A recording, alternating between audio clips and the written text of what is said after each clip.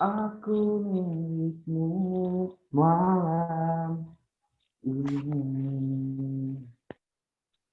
Sampai bila ku harus pergi. Mas Thomas. Oke, ada yang bertanya mengenai kuis atau materi kita? Pak, untuk yang jurnal itu tanggal 21 atau tanggal 1 November, Pak, dikumpulnya? Satu aja, karena kan kita ngepes nih. Jadi Senin depan tuh kan kalian udah UTS. Jadwalnya UTS tanggal 26 ya. Tanggal 26. Maka dari itu, hari ini saya gabung 2 pertemuan, hari Senin saya gabung 1 pertemuan, dan hari Jumat depannya kita masuk lagi ya. Kalau tidak keberatan, kita hari Jumat depan itu masuk. Saya gabung 2 pertemuan lagi. Terus Seninnya kalian tidak usah. Nah, kita tidak ada kelas untuk hari Senin ya. Nah, jadi untuk soal UTS tadi yang saya maksud adalah jurnal itu. Jurnal itu saya jadikan soal UTS, yang dimana kalian teman-teman sendiri kumpul, tanggal kumpulnya tanggal 1 November ya, maksimal. Maksimal tanggal 1 November. Itu aja sih. Nah, tapi kuis yang saya beri barusan, itu teman-teman kumpulnya di hari Senin depan, tanggal 26 Oktober itu. Jadi itu sebagai tugas. Ada lagi, Mbak? Sudah itu aja, Pak. Terima kasih. Yang lain ada nggak? Pak, saya ingin bertanya terkait kuis itu maksud, tujuan, sama apa yang lagi yang dicari, Pak? Contoh yang ada di Indonesia. Misalkan perusahaan A melakukan program apa gitu yang masuk ke dalam tipe-tipe bentuk-bentuk CSR tadi yang saya sebutkan ke-6 itu. Tipe perusahaan mana yang sudah bentuk CSR mana yang sudah dijalankan oleh perusahaan. Baik mau di Indonesia terserah, mau di luar negeri terserah. Yang sudah dilakukan entah dalam bentuk Ya, baik. pemberian beasiswa secara besar-besaran, pemberian apa gitu, terserah. Pilih salah satu aja. Nggak lagi?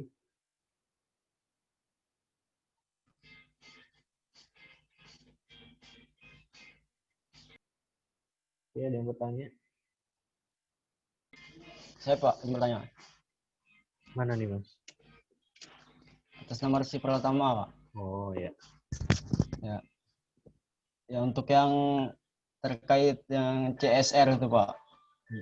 Itu kan di tempat saya ada Pak, yang perusahaan, ya perusahaan sih, bukan perusahaan Pak, Bank Kalteng itu Pak, mengadakan yang sosial tanggung jawab sosial perusahaan itu Pak, CSR. Jadi mereka itu buat kayak tempat buang sampah itu Pak, yang besar lah di pinggir jalan tuh Pak, pinggir jalan raya. Nah di situ itu kan untuk yang tanggung jawab sosial perusahaan untuk lingkungan itu Pak. Nah jadi dulunya memang di situ tuh tempat orang buang sampah, tapi sembarangan gitu Pak, baunya kemana-mana untuk yang buang sampah di situ. Jadi dibuatlah tempat sampah. Nah karena juga saya lihat tidak ada kayak pengangkut sampahnya, jadi numpuk juga di situ di tempat sampahnya. Nah jadi kan tidak efektif juga Pak. Nah untuk yang saya saya mau ngajak kawan-kawan lah, untuk yang memang ada di tempat kawan-kawan yang ada CSR dari perusahaan itu, yang memang efektif gitu dijalankan, yang memang sudah ada dampaknya buat masyarakat maupun lingkungan, begitu Pak. Mengajak diskusi aja gitu Pak. Terima kasih. Oke. Ini silahkan teman-teman.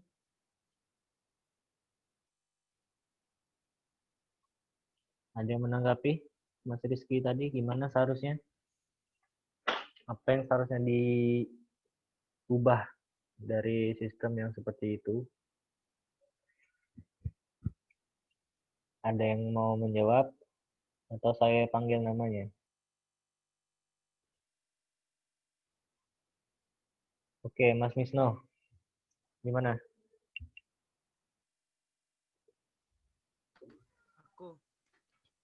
Oke, kalau untuk tanggapanku kepada saudara Rizky, jadi kayak gini, Bang itu kan udah bikin tempat sampah. Jadi kembali masyarakat tuh harus sadar sudah dibantu untuk dibikin tempat sampah, ya kesadaran pribadi lah gitu. Maksudnya bagaimana cara kita untuk mengangkut ke tempat yang memang tempat pembuangan akhirnya gitu. Dan juga untuk masyarakat yang di situ tuh harus paham bahwa membuang sampah itu juga tidak baik kalau membuangnya sembarangan gitu kan. Udah dibikin tempat nih. Jadi ya udah kalau kita udah buang di tempat yang tadi tuh kalau udah numpuk ya kita buang ke tempat memang pembuangan akhir supaya tidak terjadi penumpukan. Itu sih kembali ke diri masyarakatnya karena perusahaan udah membantu.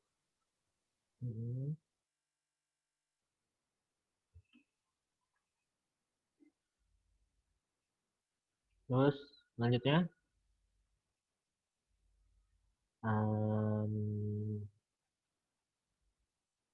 Pak, saya mau nanya Pak, itu kan yang sudah mana nih? sesuai Oh ya. seperti kata teman kita Misno, masyarakat sudah menerapkan membuang sampah sesuai. Sedangkan ada orang yang pemulung macak-acak itu Pak. Apakah itu kembali ke diri kita? Sedangkan masyarakat sudah sesuai datang pemulung untuk macak-acak itu. Bagaimana tanggapannya saudara Misno? Iya Mas Misno yo. Mana Mas Misno tadi?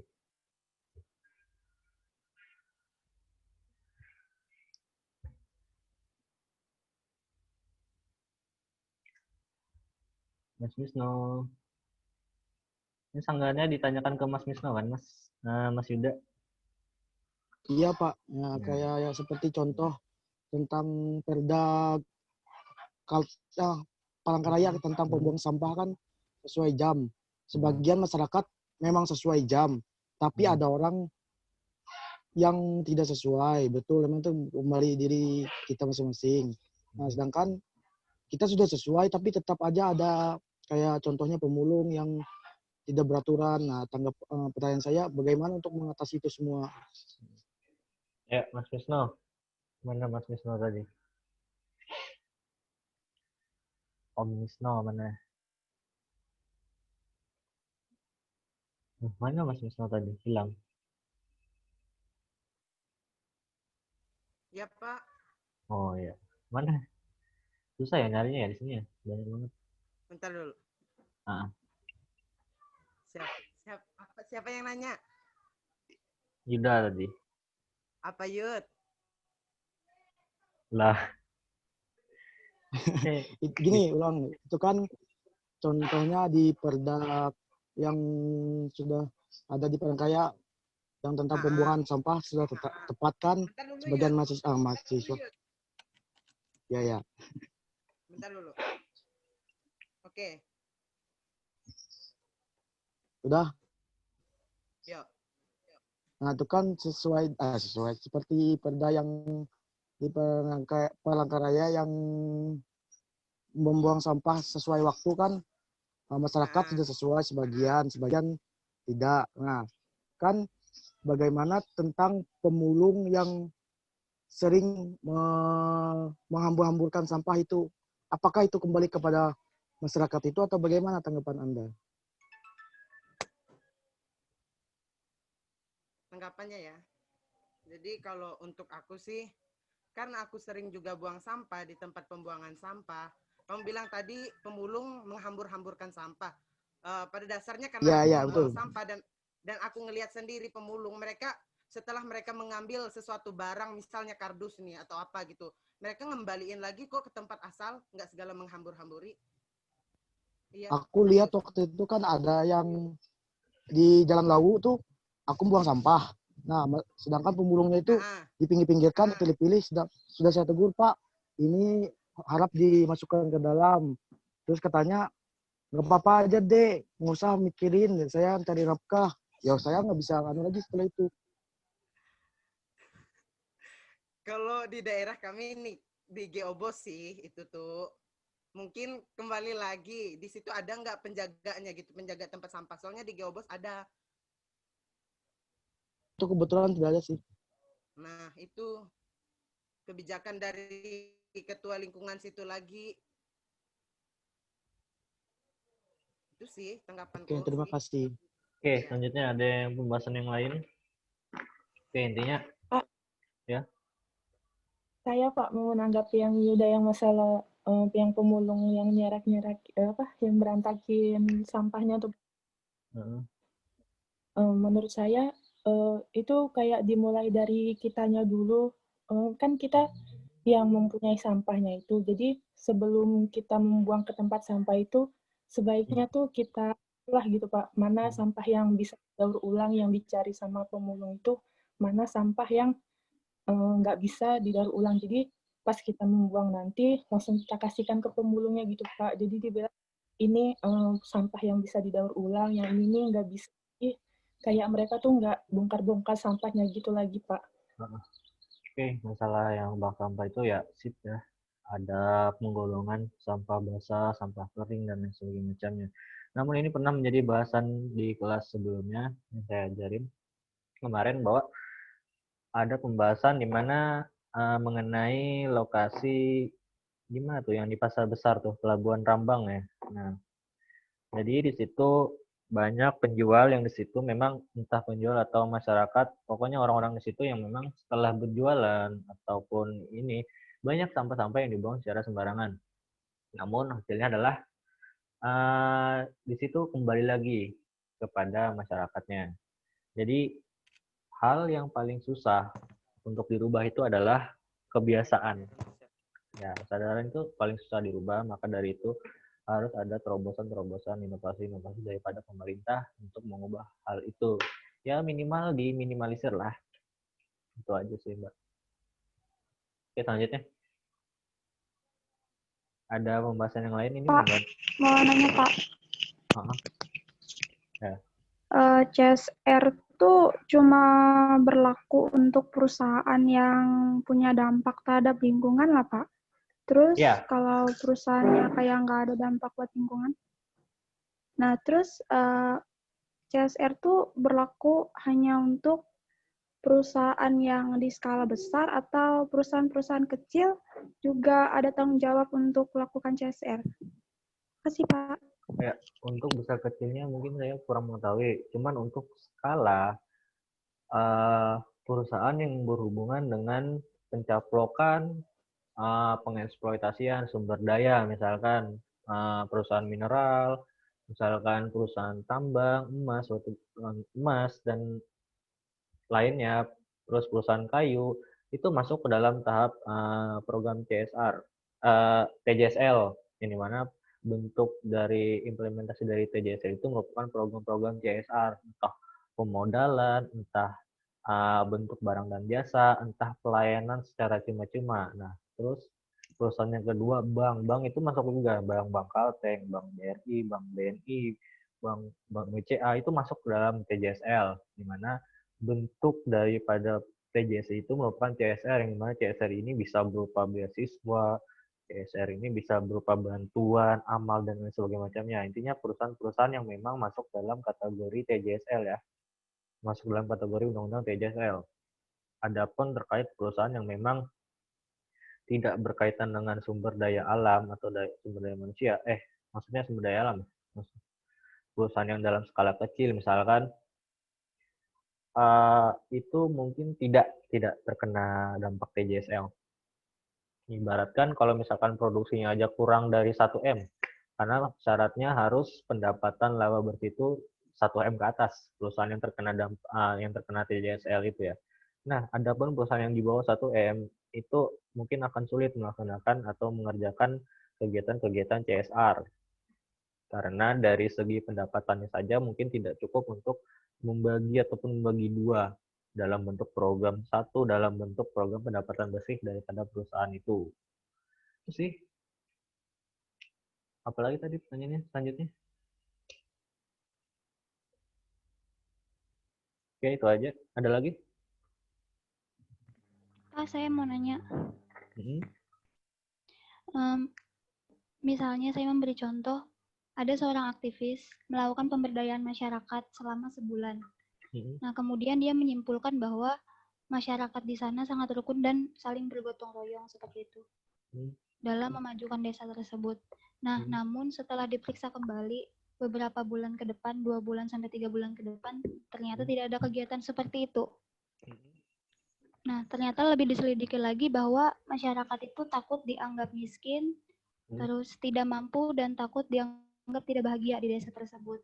Nah, pertanyaan saya, Pak, apakah seorang aktivis itu melakukan pemberdayaan masyarakat itu harus membutuhkan waktu yang lama untuk turun ke lapangan untuk melakukan pemberdayaan masyarakat terhadap warga di desa tersebut? Nah, dan yang kedua, pertanyaan saya, apakah peran pemberdayaan masyarakat ini itu bisa membentuk masyarakat secara mandiri atau tidak, Pak? Terima kasih. Tergantung prosesnya, Mbak. Jadi tergantung bawaan daripada fasilitator itu. Kan tadi fasilitator ada yang dikategorikan sebagai fasilitator atau penyuluh dari PNS, dari swasta, dan juga dari lingkungan masyarakat. Nah, aktivis ini termasuk dari lingkungan masyarakat, yang dimana ibaratnya yang gaji artinya sukarela lah istilahnya. Kalau masyarakat lingkungan tersebut mau menggaji, ya oke. Terus atau memberikan dalam bentuk barang dan barang ya oke kepada si penyuluh tersebut. Nah, terus yang kedua adalah seperti karakteristik yang harus dimiliki penyuluh tersebut. Komunikasinya harus pandai, merangkul masyarakat, terus mengetahui kan tidak semua masyarakat dapat mengeluarkan pendapatnya, mengeluarkan apa yang mereka inginkan, kebutuhan apa yang mereka inginkan. Maka dari itu fasilitator harus dapat merasakan apa yang dirasakan masyarakat. Jadi fasilitator tersebut dapat mengetahui secara tepat dan cepat apa yang diinginkan oleh masyarakat tersebut, kebutuhan apa yang ingin tercapai dan dicapai. Itu sih. Maka sebenarnya pemberdayaan itu tujuannya adalah untuk mengajak masyarakat kepada suatu perubahan. Ya, bisa mengajak perubahan dari suatu masyarakat yang tipe substansi tadi menjadi tipe masyarakat yang rasional, yang dapat menerima dapat menerima inovasi dan lain sebagainya. Itu sih, Mbak. Ada yang ditanyakan lagi, Mbak? Tidak ada, Pak. Terima kasih. Oke. Siapa lagi? Ya, ada yang mau diskusi dulu? Pak, diskusi di luar materi ini atau mata kuliah ini bisa nggak, Pak? Apa, Mas? Yang saya mau diskusikan kan sekarang di negara Indonesia kan sedang gaduh-gaduhnya dan banyaknya terjadi demo tentang UU Cipta Kerja ini.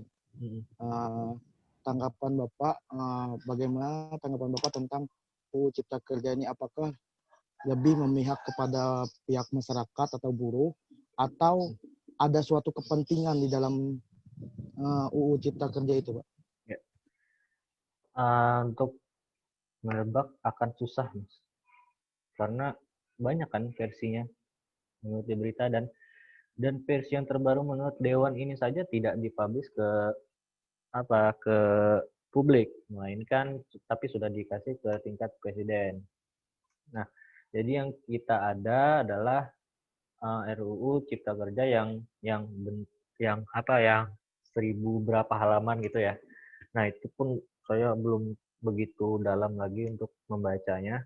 Tapi yang jelas yang saya tangkap di sini adalah yang pertama, DPR sini mencoba untuk bermain. Artinya bermain dalam apa?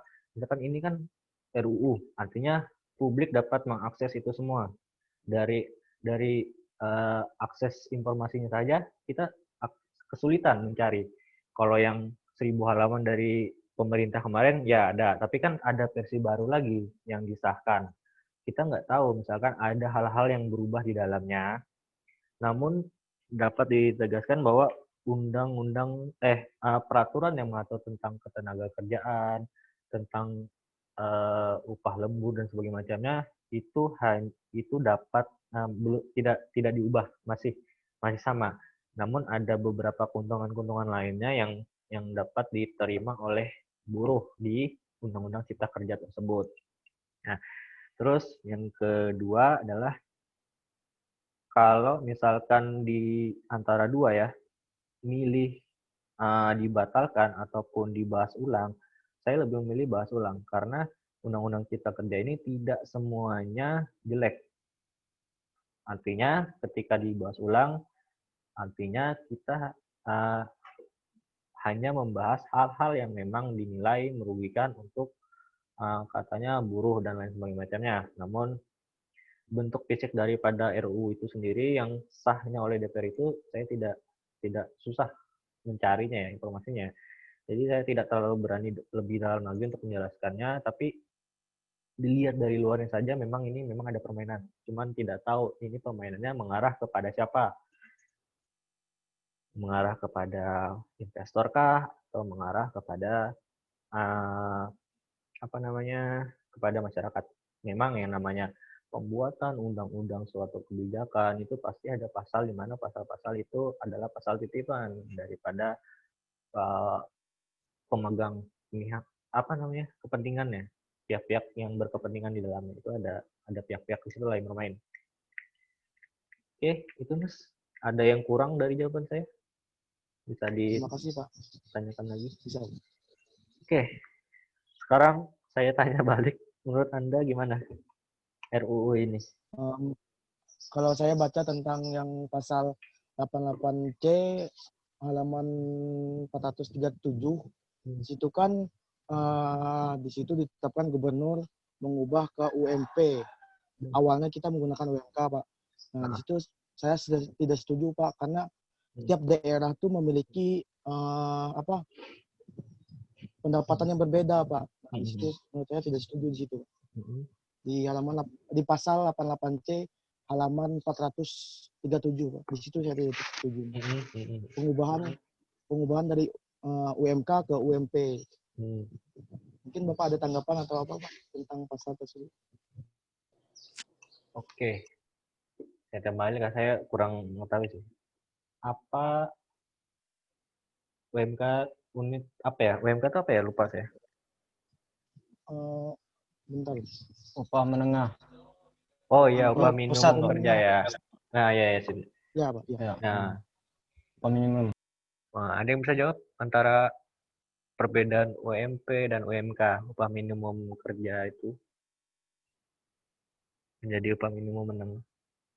Jadi bantu saya bisa menjelaskan. Oke, saya akan nanya ke Regina Amelda. Ayo.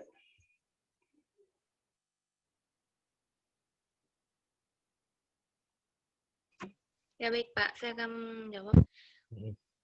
UMP itu menurut saya benar dikatakan Saudara Yuda, kalau kita mengikuti UMP Pak, kita kembali ke buruhnya Pak. Bagaimana mereka mencukupi kebutuhannya Pak. Sedangkan UMP di setiap daerah itu berbeda-beda. Kita dengan UMK saja para buruh pun ada yang kekurangan Pak dari penghasilannya. Apalagi jika menggunakan UMP Pak. Nah, menurut saya UMP tersebut lebih baik Pak dipikirkan lagi Pak, apakah ingin diterapkan atau tidak. Jika kembali ke buruh, kita lihat ke realita ya Pak, dengan UMK saja penghasilan mereka pun tidak cukup Pak, apalagi mereka mau yang mempunyai banyak tanggungan, ada yang anaknya sekolah atau yang kuliah, belum biaya-biaya yang lain Pak. Mungkin sekian dari saya Pak, terima kasih.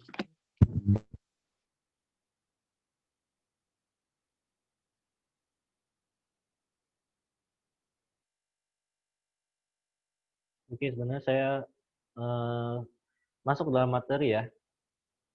Ini sebenarnya masuk dalam materi Mas Yuda ya, kalau misalnya.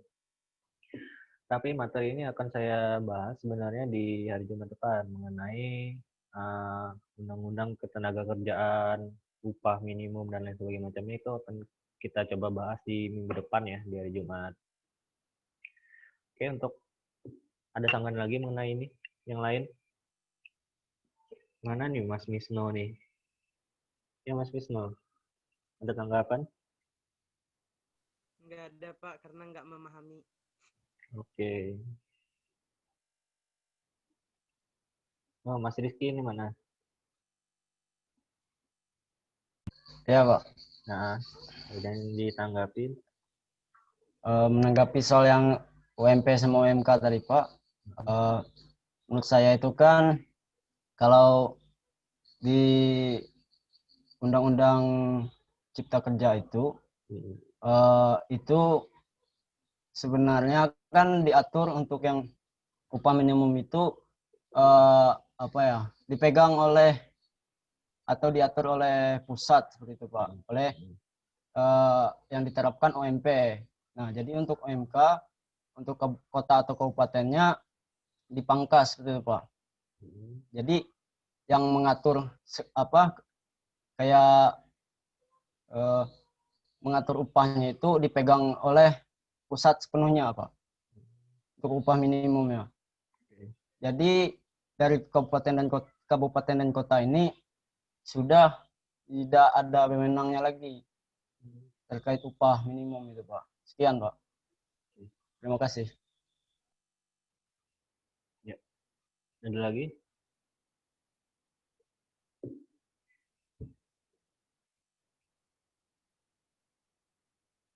Ada lagi yang ditanyakan atau ditanggah? Kalau tidak ada, kita lanjut ke depan ya. Kita akan mencoba membahas mengenai ketenaga kerjaan ini. Upah minimum dan segala macam.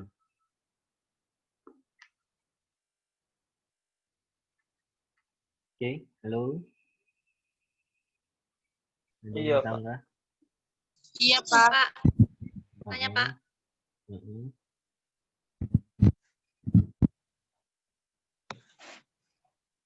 Ya, siapa tadi?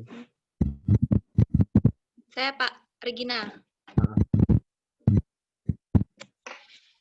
Di pembahasan tadi kan Pak dijelaskan, masyarakat bersifat rasional bisa menerima. Yang saya tanyakan Pak, bagaimana jika bagian masyarakat yang mempunyai yang tidak bersifat rasional Pak? Bagaimana upaya dari pihak perusahaan atau pemerintah untuk mengatasi masyarakat yang sebagian ini tidak bersifat rasional Pak? Bagaimana upaya yang dilakukan, upaya yang bisa dilakukan maksud saya Pak? Sekian yang saya tanyakan Pak, terima kasih. Ya, dari tingkat pemberdayaan pastinya dari tingkat fasilitator PNS, swasta ataupun dari lingkungan masyarakat tersebut, ya itu tadi jawabannya masih sama. Para fasilitator tersebut harus memiliki kemampuan yang dimana kemampuan tersebut dapat memberikan impact positif kepada si penerima itu, penerima manfaat dari golongan masyarakat ini. Harus paham apa yang diinginkan, harus mengetahui, menguasai penuh materi apa yang disampaikan dan lain sebagainya macamnya. Dan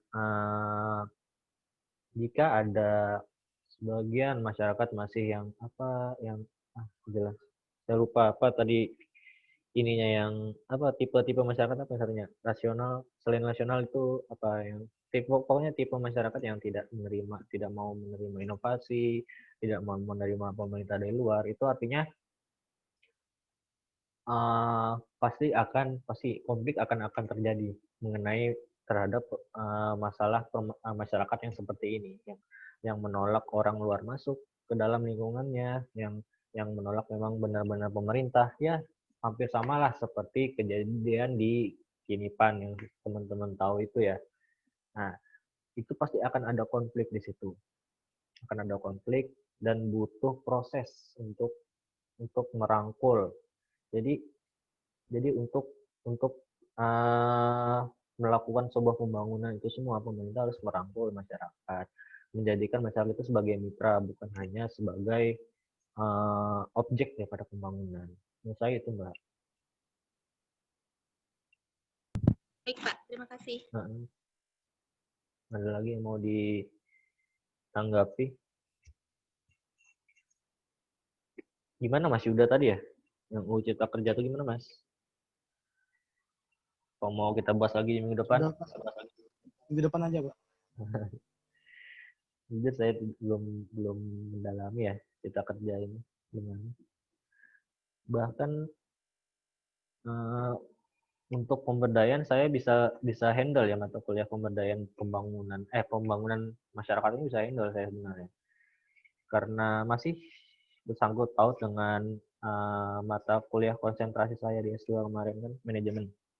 Nah, namun bagian perusahaan ini saya masih agak sedikit kebingungan dalam artian membahas TJSL ini. Jadi saya masih proses dalam mendalami ya.